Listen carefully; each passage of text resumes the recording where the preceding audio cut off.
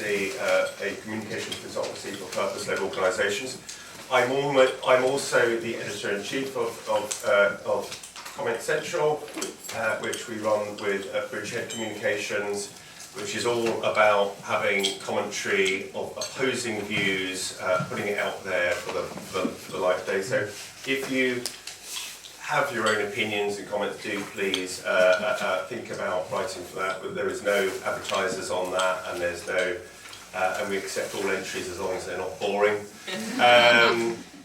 And so, first off, I'd like to just thank today's sponsor, Cool Earth. Cool Earth have been running since 2007. Since that time, they have protected 100,000 hectares of rainforest. That has sequestered 500 million tons of carbon and saved 380 million trees. And I will come on to a minute to Tony Jupiter to tell you how that's been done, but thank you to Cool Earth. So with that in mind, I'll start with the theme of the morning's discussion, which is how can the government supercharge climate finance? And I'm joined on the panel by Tony Jupiter, who is the chair of Cool Earth, among other things. I'm also joined by Lord Beeban, who is the former chair of the Climate Change Committee and former Secretary of State for the Environment. And I'm also joined by Baroness Natalie Bennett, former leader of the Green Party. So just one other thing, last year £42 billion was given by the World Bank in climate finance, and according to distant estimates about 75 or 80% of that went to various levels of middlemen. And I think, Tony, that brings us on nicely to talk about, firstly, why is climate finance not working in an effective way? And I think, as someone who has headed a very large organisation in Friends of the Earth in the past, you might have some of that history to draw on. And what can we do differently? So, thank you, John. Good morning, everyone. So just to be clear that I'm here this morning in my capacity as chair of Cool Earth, rather than my role as chair of Natural England. And so we'll be speaking from that perspective. And one thing I will draw on, John, at the beginning, is just a little reflection from 20 years ago to the month, when I sat round the corner as the director of Friends of the Earth to launch the Big Ask campaign. This was a campaign seeking science-based emissions reductions in the UK out to 2050, and that finished up resulting in the Climate Change Act. And this was a huge step forward in a country taking responsibility for its emissions. And if you look at what has occurred over those 20 years, you can see this enormous investment in low-carbon infrastructure in this country. Big news story this morning with the announcement of £14 billion of government investment into Sizewell C, and that journey continues, and the UK is being a real leader in that space.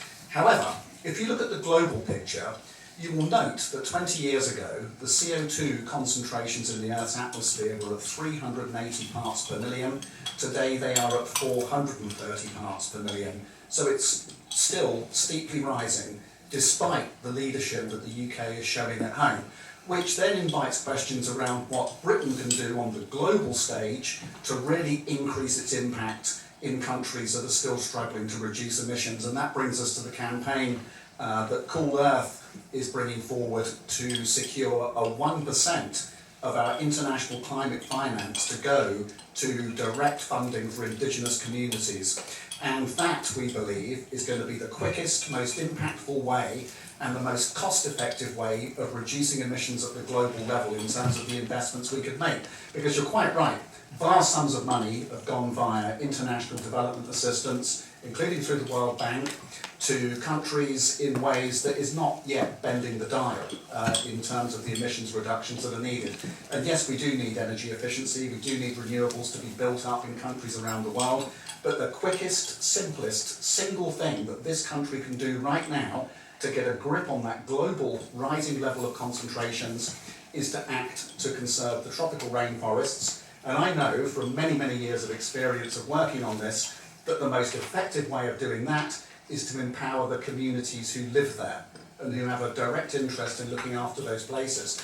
And so 1% of £11 billion of committed international development finance in this country, about £115 million. If we spent that on the empowerment of indigenous communities, we think we'd get a much bigger bang for buck than other strategies that we might deploy. And so that's the call today, is to have a serious look at this. And fortunately, this is not simply a number that's plucked out or an idea that has no foundation.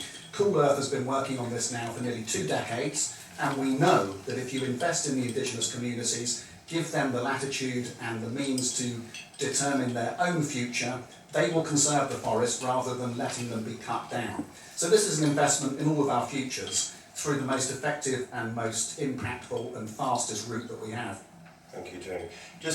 I'm going to come to another question on that. In terms, so that I can understand it properly, these are unconditional cash payments that you pay to certain communities, and I think for a lot of people they'll think, hold on, how can you just hand people over money? Will there be corruption? What will they do with it? How do you stop them spending it on things you don't want them spending it on? What are you particularly looking at to give this money? Looking for communities that are motivated to maintain their forest and giving them the latitude to be able to determine what's going to be the most effective thing for them to stay where they are and to protect their forest. And actually, you'll find a bar of chocolate on the seats, which is one of the consequences of the kinds of investments we've been making, whereby communities that have received this kind of assistance have decided that their economic future is going to be best secured through sustainable agriculture, producing an amazing product that will be consumed on the other side of the world. And so you're not going to get necessarily that kind of an outcome if someone comes and says you should be chocolate manufacturers or should be doing something else. This is coming from people motivated to do things that are in their interest and which also happen to keep the forest standing.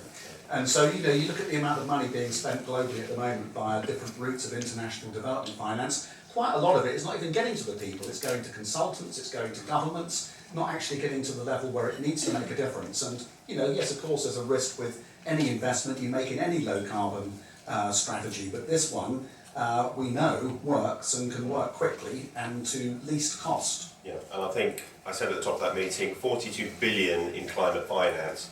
If only 20% of that's actually going to the end community, it's big money, isn't it? That's roughly £36 billion, which is going to various consultants and stuff. So you can see why there's a lot of interest in this not working. And I think also you're giving to communities that have proved that they're not chopping down the rainforest, because there are other communities that have chopped down the rainforest, so it doesn't go to them. Is that right?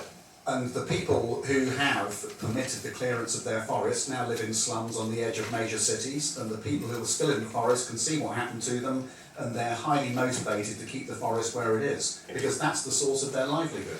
And you think of people living in deep rainforests in Brazil and Peru, they've got a completely different worldview to the bureaucrats sitting in offices looking for economic growth through opening up commodity markets or building dams. These are the people with the mindset and the motivation to do what's needed to stop concentrations of CO2 in the atmosphere going to catastrophic levels, and empowering them is in our direct interest. Great. Lord Deben, you've heard it there. It sounds simple, it sounds effective, and you've worked at the very highest level of government. What would be the potential barriers to, why can't we just overnight say, let's give 1%? It's almost 1% of 1% of our foreign aid budget, because we're talking about only 115 million out of 10 billion. Tiny fraction, 0.1% really of our foreign aid budget. Why can't we just do that immediately? Well, we've got to overcome that fundamental difficulty that politicians and civil servants have, which is that they want to control everything. And for me, the breakthrough, I've been working on climate change since being Deputy Minister of Agriculture with Mrs. Thatcher. Once said to me, there are only 2 people in this government who believe in global warming, you and me. We are therefore a majority.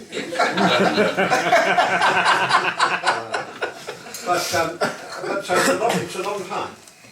But I think one of the most enlightening things that happened to me was to read the Pope Francis's Laudato Si, because he talks about climate change as the symptom of what we've done to the world. And then he looks at what we've done to the world, and he talks about loss of biodiversity, loss of fecundity in the soil, the way we polluted the airs and the seas and the rivers, but also the way we've treated other people. And I don't know anywhere else where somebody has actually put that vision together so effectively in 200 paragraphs. It's a remarkable piece of writing. But it is the people which is the bit which is always left out. And so for me, having been a trustee of Cool Earth for many years, for me the key issue is how do you help people who are already motivated but don't have the answers. You don't do it by arriving with a whole lot of pre-packaged answers and saying, this is what you should do. What you do is to pick up the good-heartedness that they have. It may be good-heartedness based on their culture, it may be good-heartedness based on the fact that they revere the atmosphere they're in, but it's not your good-heartedness, and it's not the good-heartedness of Goldman Sachs or of the Socialist Workers' Party. It's, to take two different, it's good-heartedness about people, about their own community and what's happening there. Now we know at home that that's what works. We know very well that if you want things to happen, you go, as we do in the village of Debenham, and you open the pub and you get people to be interested in it, you get them to come and begin to talk about it, and therefore you have a green team and you collect stuff and you do it because people feel it's for them and their community and the improvement of their community. Our problem is that we assume that communities are all like ours. Much as I love my village of Debenham, in the middle of the rainforest it ain't the same. Although there were moments of flooding last year when I began to wonder whether it wasn't going to be the same. But the truth is that what we're doing here is giving people the confidence and the ability to do what they want to do. And what they want to do is going to make a huge contribution to the world. But they do it in their own way. And doing it this way means that they do it in their own way, and they therefore are more likely to get it right. Now, some of them will get it wrong. And of course that's one of the problems about government, because it's the only organisation which expects everything that it does to be 100% successful, which is why I think the Public Accounts Committee is so wrong. You know, if you get it wrong, you're in trouble. Well, if you don't test things and try things, you'll never get anything right. But people are so terrified of the Daily Mail's headlines, or even worse, the Daily Telegraph's headlines, which are bound to be untrue. Otherwise, isn't it lucky to have a newspaper where you know that whatever it says, you're on the other side? It seems to me to be extremely valuable. But the point really is, you need to empower people. Most people use the word empower as if it means, I've got the power and you're going to be my creature. This is, you've got the power and we're going to make it possible for you to use it in the way you know to be right. I think this is revolutionary, but if you go back through human history, it's actually what sensible people have taught all down the ages. So let's do it, and let's do it for people who are forgotten. And then we can, if I may put it delicately, we can forget them again because they wish to be forgotten. They don't want to become part of the system. We want them to be what they want to be, and this gives them the opportunity. Fantastic, thank you. And one thing I love about working in the environment is having you, Natalie, Green Party, nodding along to someone who was with Margaret Thatcher in Margaret Thatcher's government, and actually whenever you think of Margaret Thatcher, she was she believed in climate change, and she was one of the few politicians at the time really pushing for it. But it brings across the political spectrum, and that's why I think Tony and Cool Earth believe that they can get this, because actually you can get people from Conservative right through to Green Party agreeing on the environment. So that brings me nicely to you, Baroness Bennett. What's the Green Party view? How can we do it? How important is this amongst all other environmental issues? Well, good morning, and it's lovely to see so many people here this morning, and I have to say thank you for Comment Central for deeming some of my writing not boring. So thank you very much for that. I have to say... They said some was. No, all of the writing I've submitted to them. Yes, I think you have a danger of a panel here with a huge outbreak of agreement. I don't know, we're going to have to find something to disagree on. I'm sure we can manage it, Lord Demon. But it's not always like this when Lord Demon and I are on the same panel. But I'm essentially going to agree with everything that's already been said. So what I'm going to do is add to it rather than seek to repeat the same things. I'm going to start with just outside King's Cross Station. Many people will have seen, if you go around there, the new Google building. Enormous giant thing. At least it's a better bit of architecture than many things being built. But you might have seen overnight that Google has a problem. It's got foxes in the rooftop garden. Wow. And they can't control them. They've been trying to get rid of them and trying to block them out, and they've failed thus far. And there is a serious point behind that, which is what others perhaps haven't focused on as much as I will, is the amount of knowledge and understanding that's in these communities that we're looking to fund.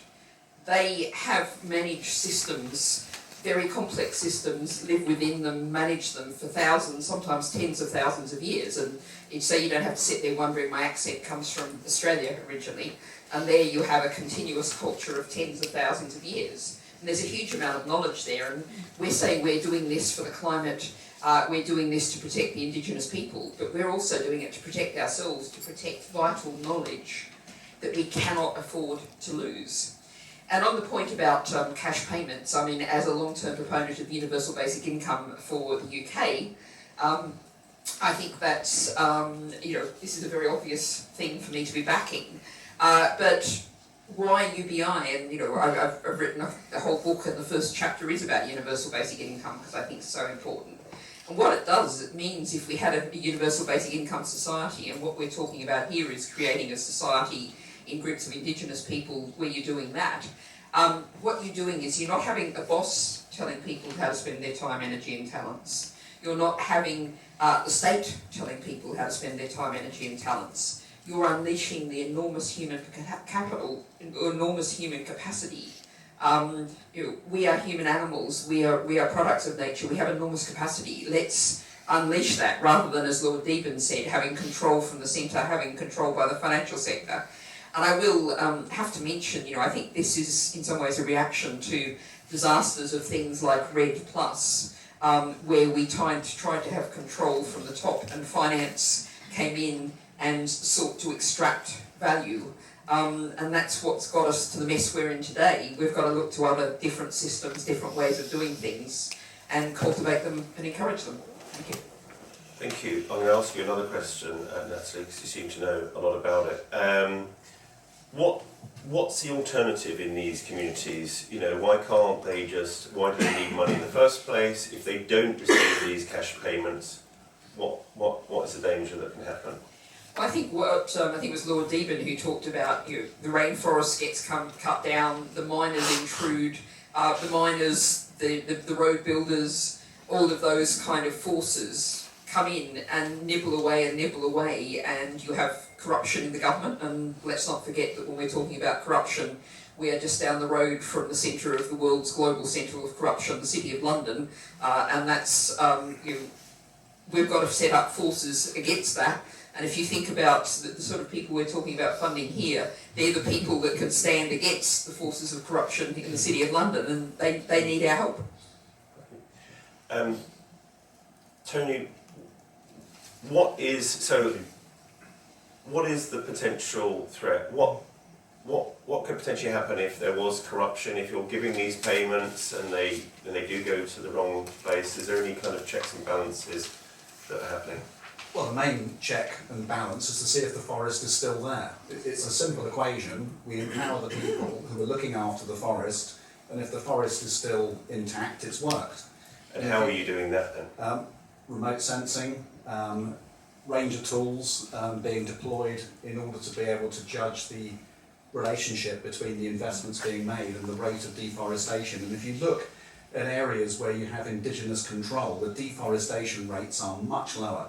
Indeed, very instructive to look at some maps of the Amazon, where people in the room may have noticed a news story a couple of weeks ago revealing the highest deforestation rate ever, and that is occurring quite widely across the whole Amazon basin, largely linked to agriculture, new road access enabling land clearance, dams being built, and now the effect of wildfire. The places where the forest is still standing are the areas where the indigenous communities gained legal control years ago. And so there's a dimension to this which is beyond the kind of empowerment of communities, which is about the legal position in countries and the extent to which the indigenous societies actually have control of the territory. And so in Brazil, big indigenous reserves controlled by different tribal groups, same in Peru, same in Colombia. Australia just had a referendum which didn't go quite the right way. I mean, this is a slightly different question around representation in the political process rather than land ownership. But nonetheless, you can see a very clear relationship between indigenous control and reduced deforestation. So keeping the people there becomes a very simple thing that we can do. And yes, you know, there might be some risks in how you transfer the money to this community or that community, but I would say the far bigger risk from the point of view of global climate breakdown is not supporting those communities. I mean, that's the simple kind of counterfactual. If we leave these people vulnerable to the forces of global market pressures and demand for soya beans and beef and timber and palm oil, then this will lead to some very unpleasant outcomes for the global atmosphere. And it's not only that. You know, the aid programs are not only geared up to carbon, of course, there's a whole range of sustainable development goals that this country has signed up to and is committed to, including poverty reduction, and this is exactly in that space, in making cash transfers for people to be able to secure clean drinking water supplies, to undertake basic education for their children, to be having some medical care, to be able to invest in food security, plus also to be undertaking sustainable market activities like this chocolate. All of that is in the sustainable development space, and on top of that you get this huge boost to our global efforts to avoid the mass extinction of animals and plants, which is most concentrated and most diverse in the tropical rainforests, where we still have this very high level of degradation and deforestation. So you get at least 3 big hits out of this. We go in on carbon because that's our work at Cool Earth. We're trying to avoid climate change getting out of control through conserving the tropical rainforests, but you get these added poverty reduction, biodiversity, and indeed water security benefits. The other thing that we neglect sometimes when it comes to the rainforests, there is a clue in the name. And it's not just because they get a lot of rain falling on them, they generate clouds that travel thousands of miles to the point of aiding food security in North America as far north as Manitoba in Canada. We know that rain clouds that are depositing water there on maize and soya crops, it's coming out of the Amazon. And so the multiplicity of connections you get out of this small investment is really quite considerable. I call it the bargain of the century, really, and I think any politician who doesn't back this is really not paying attention. Can I just say that the way you do it is by outcomes. This is the bit that I think is so obvious. If you want to measure things, we're always measuring them by how you're going to do things, how the system is, what is the... Yeah. That's not what we should be doing at all. What happens? What's the outcome? And that's why we measure this exactly on that basis.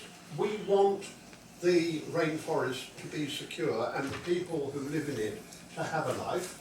We measure it by whether it is secure and whether they do have a life. Exactly. And when people talk about corruption, just have to be a bit careful about what you mean by that, because sometimes people mean by corruption what is obviously corrupt.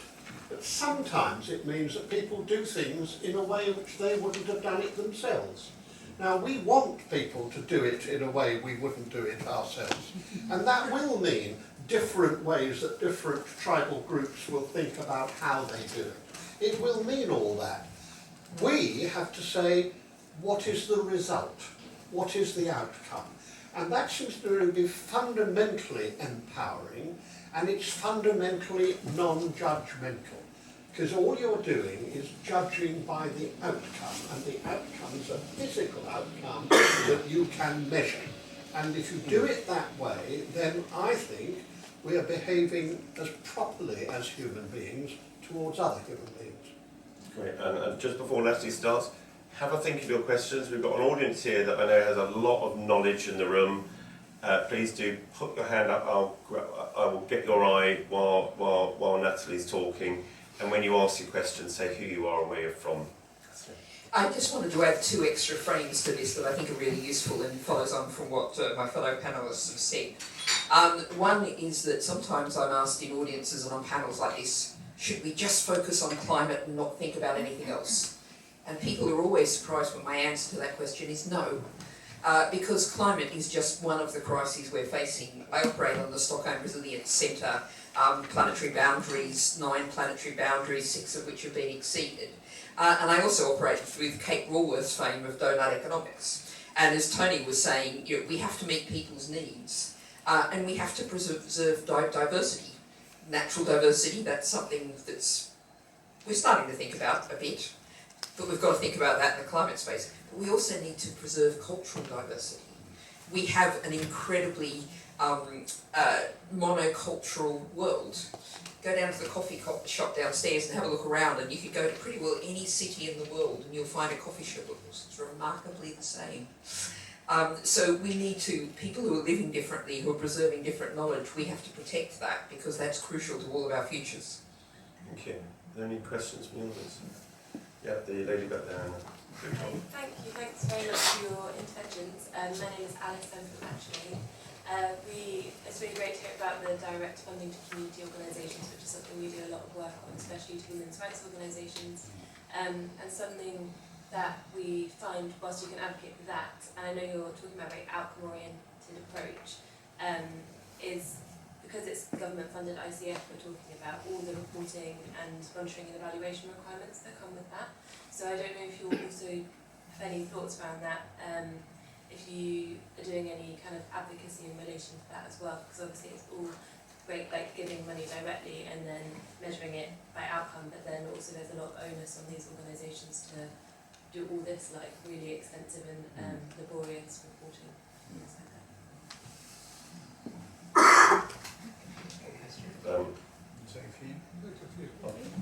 I'll take 2 then, yeah, okay. So, Hi, I'm Catherine from Prospectus, and I'm an independent councillor fighting for the planet as well locally. In regard to empowering Indigenous communities, I've seen a lot of press about brain drain in the Indigenous communities once the younger people are online and influenced by Instagram and so on. How do we protect the communities so that the young people want to stay there?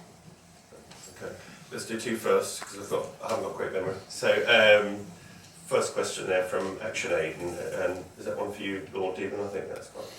Well, if you're in charge of public funds, you do have to ensure that there isn't scandal of corruption and the rest of it. You know, we have to accept that. The trouble is that, in the end, if you're not careful, the accountancy element becomes the purpose of the whole thing, rather than the end purpose. And one feels every day, in my business where we help people to, companies to build sustainability.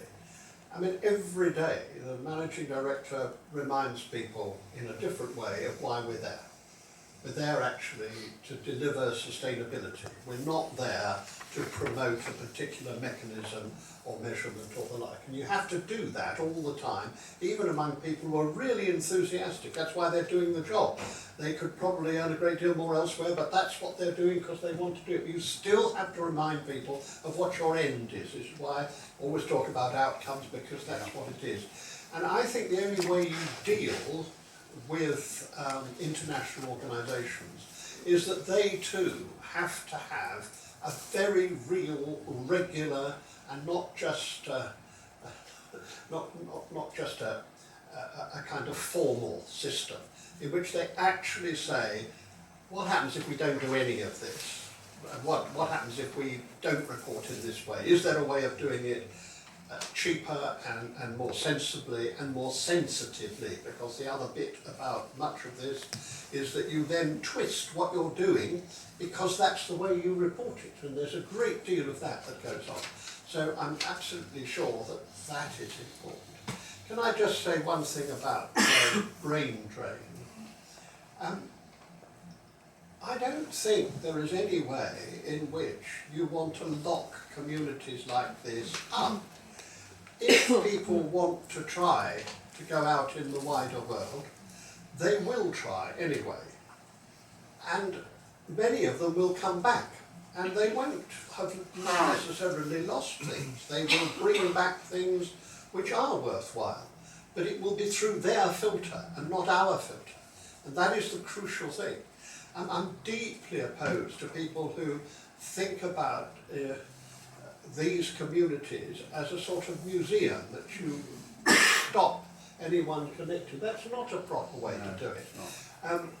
They have many things which frankly are not very good, and we have many things which are clearly not very good.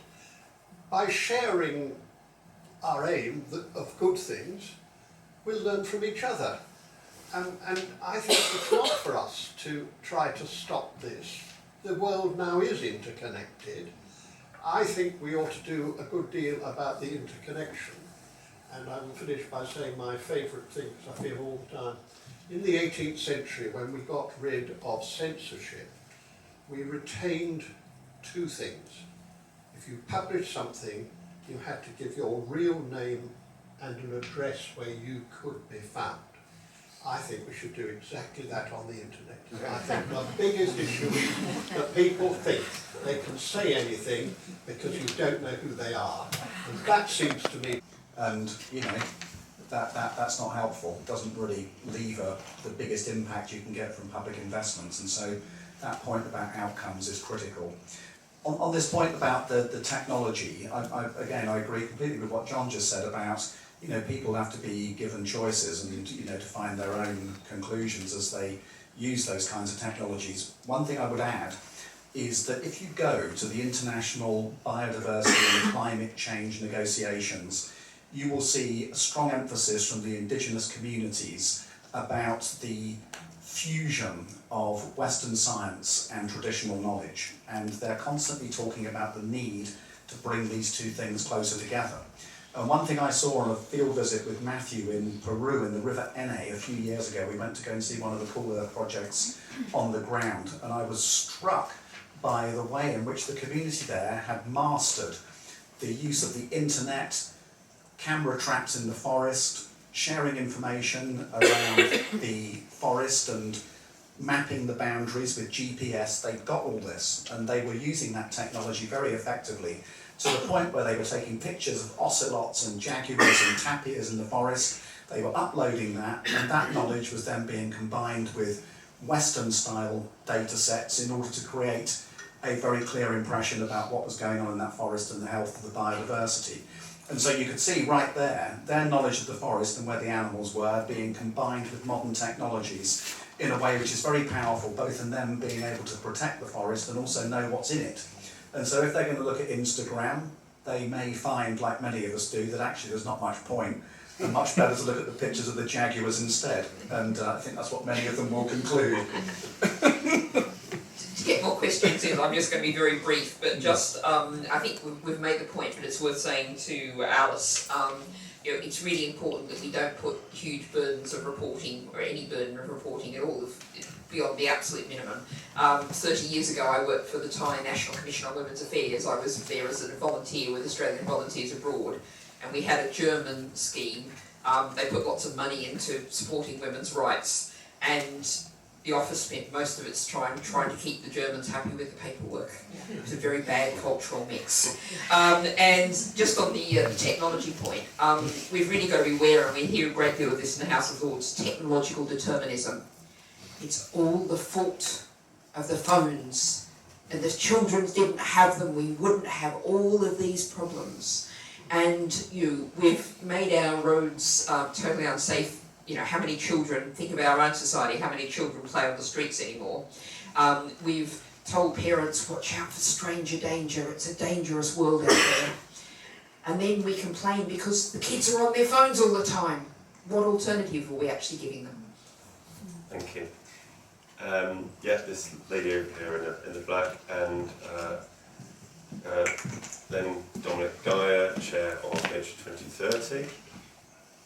Thank you. I'm Rachel from Rainforest Trust. Thank you for putting this on. We at Rainforest Trust completely agree with what you're saying about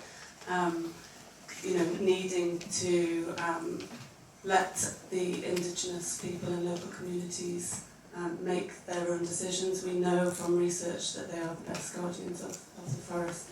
I'm interested in what you said, Tony, about legal control, because our approach at Rainforest Trust is all about making sure that the local communities and Indigenous people have the legal rights to their land and creating protected areas. I'm just wondering if your model will focus on those communities where that legal protection is already in place, or if that will be part of your approach, whether you'll be putting legal protections in place with those communities. Thank you. Great, thank you. I'll let Tony just answer that one. Mike? Chief Executive. Microphone then.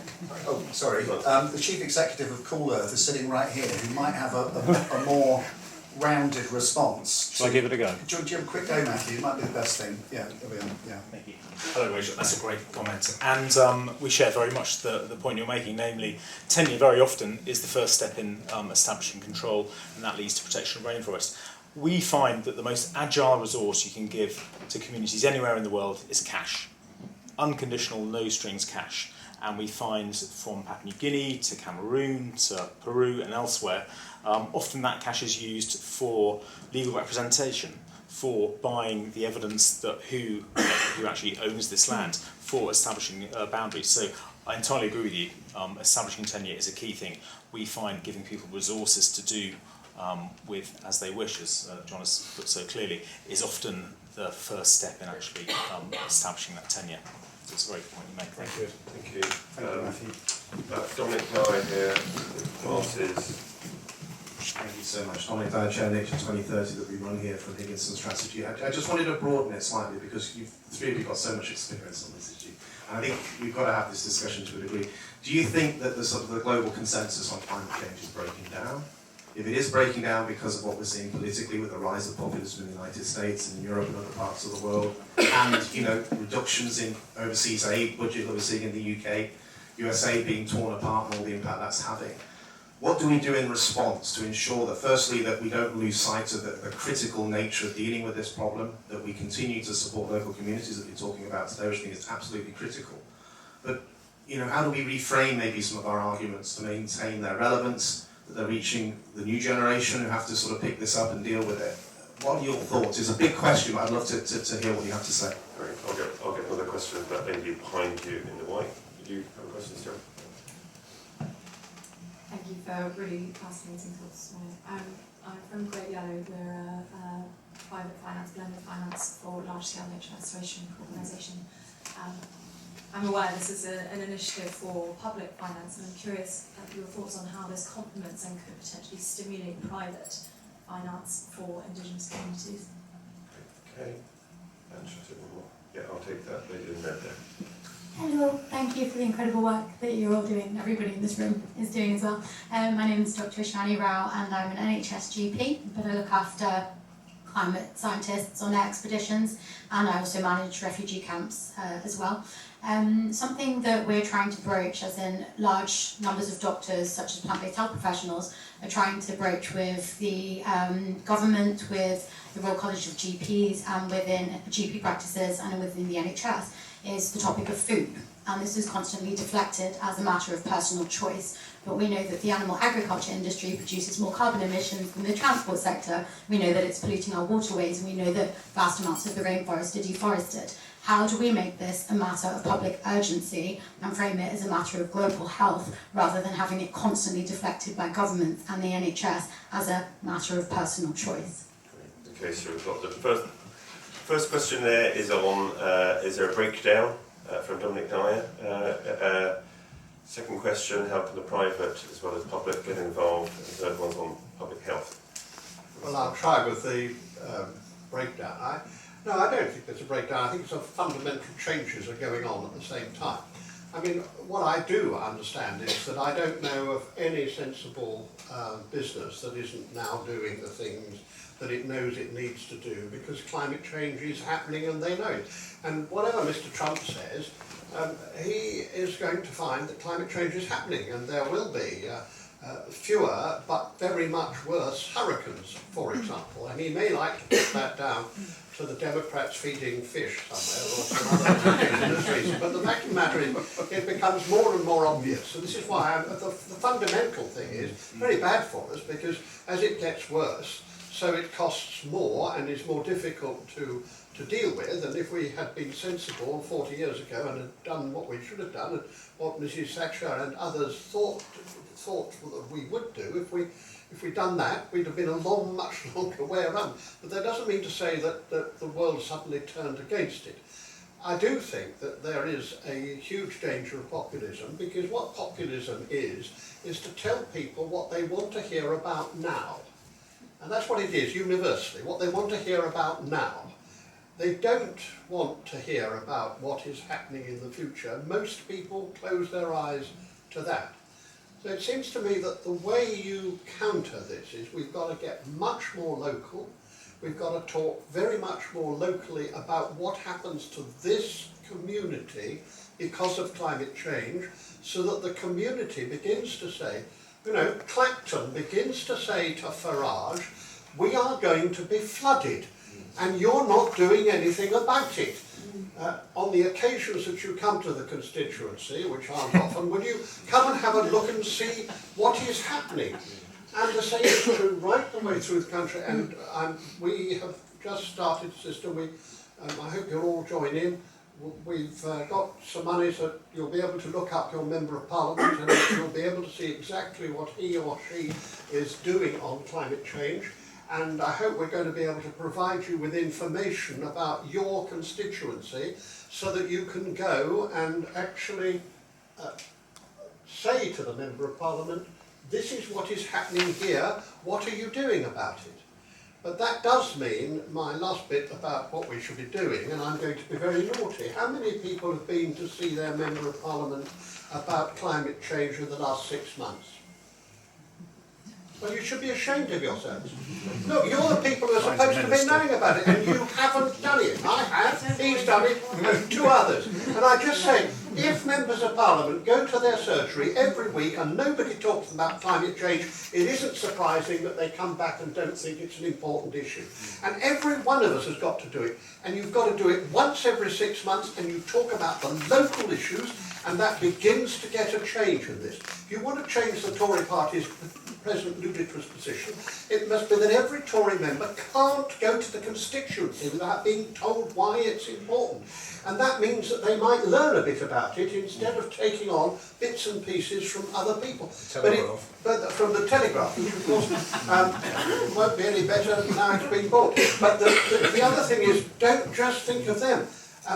There are some very, very woolly people right the way through the political setup, who are all right when it's going okay, but where they won't be standing up for it, and they'll do that terrible thing is, oh, I'm in favour of it in general, but here in Belgium we have a particular problem, so we want to be opting out. So that's the other thing that I think we should be doing. Thank you, Lord Deaver. I'm going to move to Natalie. Let's jump a question. Do you want to do the health one or the? I'll do the health one, because Okay, that's do that is one, health. totally after my own interests. I spent 4.5 years of my time facing Tory governments trying to get a minister to say the term ultra-processed food.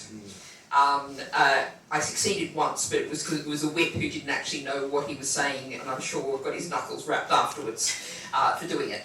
I'm afraid what I'm really disappointed in is we are still facing a government who is refusing to use the term or identify the issue with ultra-processed foods, and is repeating all of the industry talking points. No, it's only about the contents, high in fat, sugar and salt.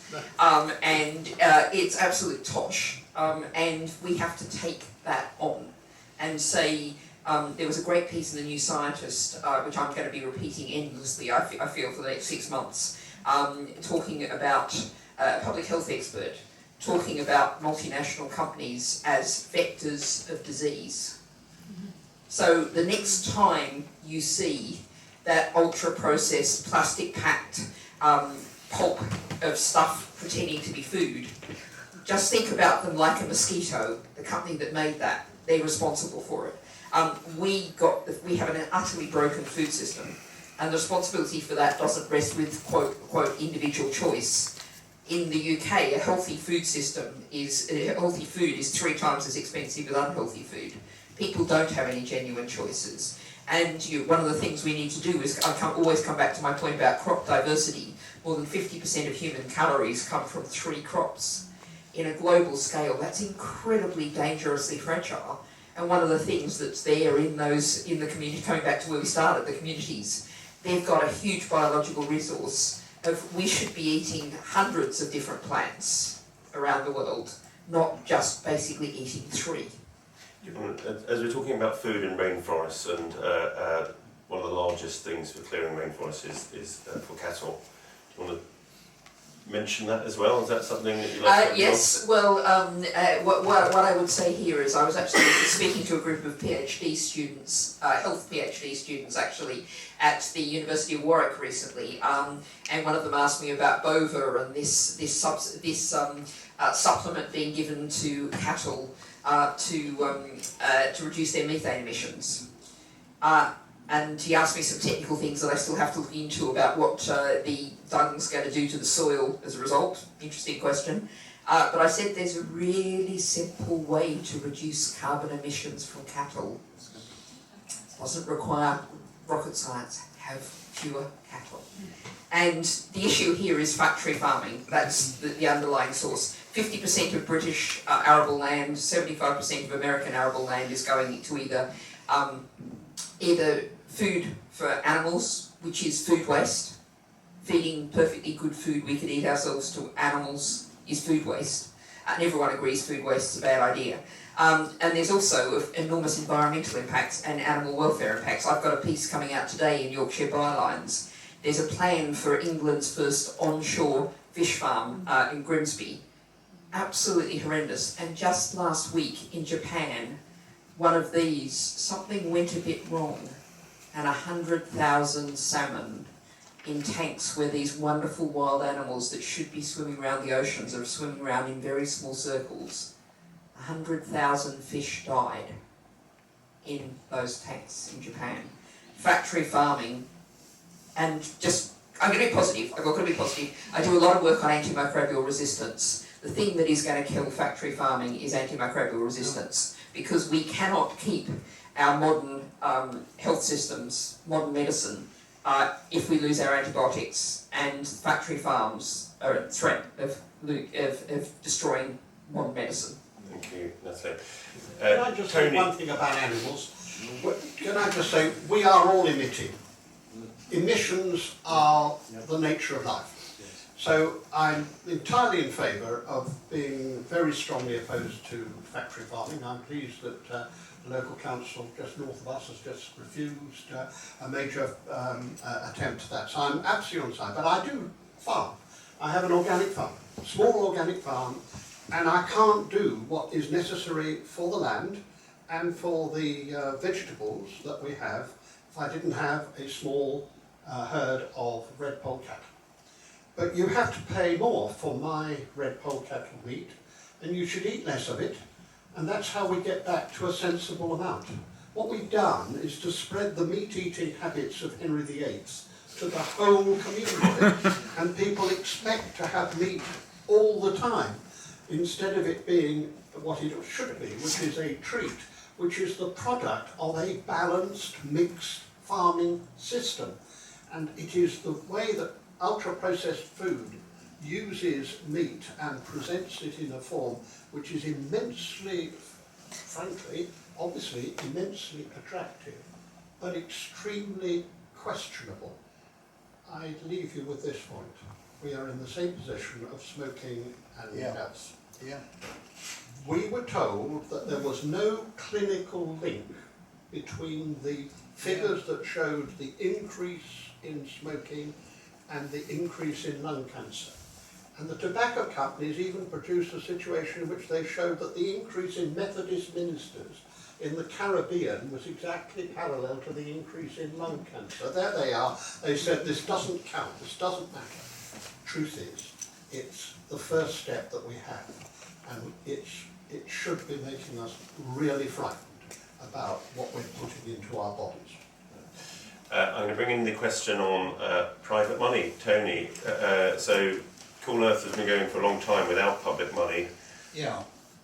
Private finance is saying, how can we get involved? What's your answer? Yeah, so donate a large amount of money to Cool Earth and encourage your friends and other private sector companies to do the same, and we will ensure it has maximum impact. However, taken today, I mean, this is half of the problem. We kind of touched on it a bit today. A lot of the money that is going into nature conservation and nature recovery, it's seeking a return.